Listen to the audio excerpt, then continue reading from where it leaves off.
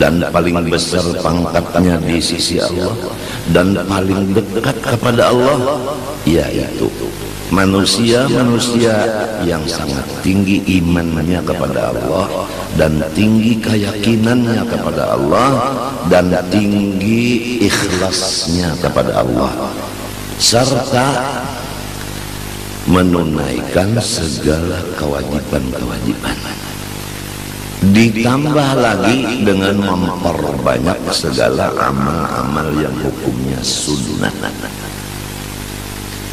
Kuncinya hanya mengikuti perangai Rasulullah Sallallahu Alaihi Wasallam. Jadi tanda-tandanya orang-orang yang tinggi derajat di sisi Allah, besar di sisi Allah, hampir kepada Allah, yaitu berakhlak dengan akhlaknya Rasulullah. Sekedar dia banyak mengikuti akhlak Rasulullah, sekadar itulah pangkatnya di sisi Allah. Jadi kita ini bisa mengetahui seseorang dengan melihat akhlaknya orang itu mengikut kepada Rasulullah. Kalau dia tidak mengikut Rasulullah sama sekali, tidak ada harganya di sisi Allah. Kalau dia banyak mengikut Rasulullah, maka dia tinggi derajatnya di sisi Allah. Sudah tentu semuanya itu adalah dari pimpinan seorang guru atau beberapa guru, yang kesemuanya guru itu dipimpin oleh guru di atasnya, dan guru di atas dipimpin oleh yang di atasnya lagi, sampai kepada junjungan kita Nabi besar Muhammad Sallallahu Alaihi Wasallam. Itu kalau kita berbicara kepada orang-orang yang berjalan menuju Allah dengan mengikuti akhlak Rasulullah, kemudian sampai kepada maqam wasilah. Yang kedua, orang itu dengan berkat rahmat Allah langsung dibukakan hijab melihat Rasulullah di waktu bangunnya. Kemudian dia dipimpin oleh Rasulullah Sallallahu Alaihi Wasallam. Maka orang itu mati, Rasulullah yang memimpin seakan-akan kemandiannya. Nah, orang inilah yang disebut jadab. Kemudian sesudah dipimpin Rasulullah namanya sahih. Jadi majdub wasahih. Yang dulu tadi setengah mati mengikuti Rasulullah, ya mesamnya menuruti Rasulullah, ya sabar menurut Rasulullah, ya ridho menurut Rasulullah, ya kasih sayang menurut Rasulullah. Itu dipaksakan, dilatih. Nah, itu namanya saleh.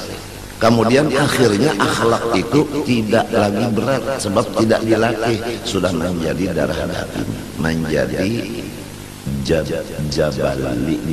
jibili, menjadi tradisinya akhlak itu sudah. Nah, namanya orang itu salik wa majdub. Jadi kita harus tahu dua orang. Ada orang yang berjalan dulu sampai melihat Rasulullah. Ada yang melihat Rasulullah dulu baru dipimpin Rasulullah. Nah, ini dua-duanya ini ada.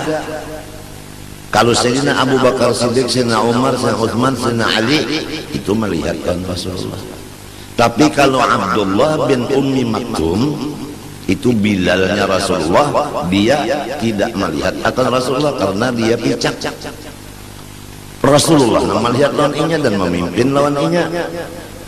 Itu contohnya dua tadi di zaman dahulu kala. Tapi dua-duanya itu adalah wali. Keramatnya melihat Rasulullah. Yang kedua tadi dipimpin oleh Rasulullah.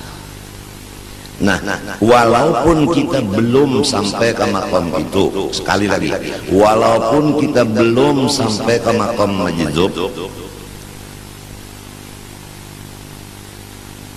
janganlah kita mendustakan. Karena sesuatu yang kita tidak melihat, otomatis kita tidak mengetahuinya. Janganlah kita mendustakannya.